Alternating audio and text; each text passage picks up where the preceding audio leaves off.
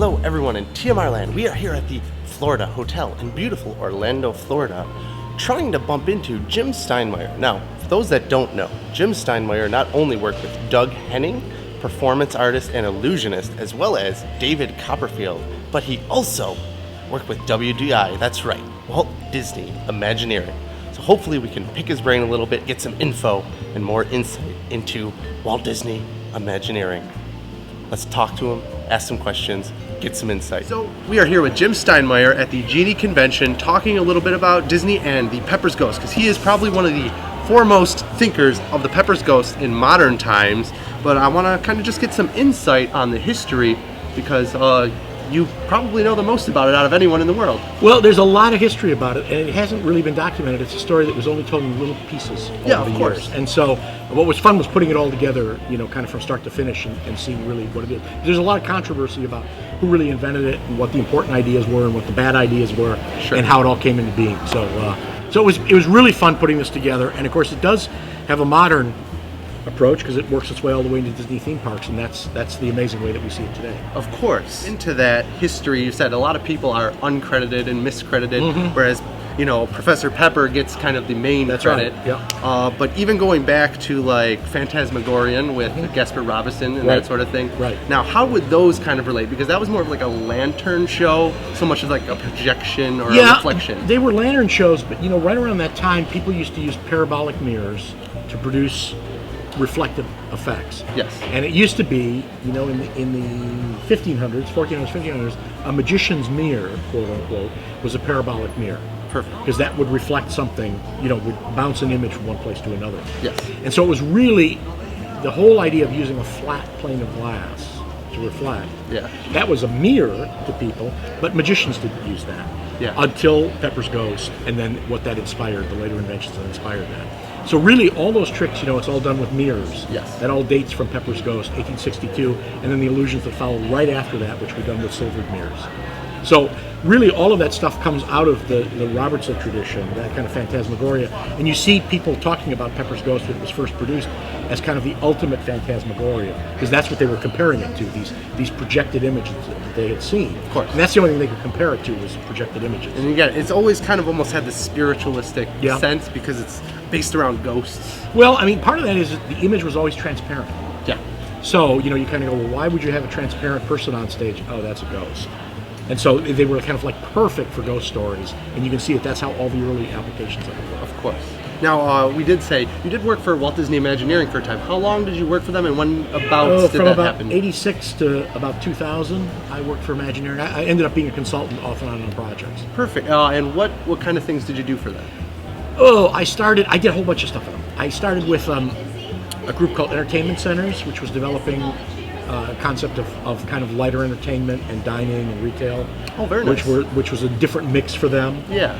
And then I ended up working on Epcot renewals when the Epcot renewals were done in 10 years after the original contract. Yes. And ended up doing some concept work for what became California Adventure. Very nice. And then some work for some of the individual rides, like Roger Rabbit. Oh, beautiful. And I love Roger Rabbit's cartoon spin. Oh, thanks. I've only been able to experience it a couple times, but it's a great ride, and it's a kind of great modern ride, and they did it. Yeah, and I was almost nervous that they were going to get rid of it for Star Wars, but it's still there. Yeah. But anyway, excellent.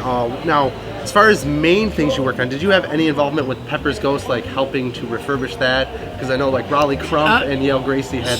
So when I was at Imagineering, this weird thing is I was brought in one department, and I really didn't work with special effects. Okay. Except on a couple little things that I was brought into. So I really didn't work on the Pepper's Ghost stuff at Imagineering. I had talked to some people about it, and my biggest involvement with it was working with Rolly Crump. Rolly Crump had worked with Yale Gracie on the original Haunted Mansion. So when I talked to Rolly and worked with him on Epcot renewals, we often talked about, and he told me about Yale Gracie and how they did the tests for Pepper's Ghost, and how they tested, mocked up all that stuff at the studio. Yeah. They did full-size mock-ups of individual effects on studio stages. Yeah. And they would bring people through and show them. Yeah, put them in the cart and roll them through. Through, yeah. Because I mean, again, being into stop motion, like I just said, we talked briefly before this about Kong 33.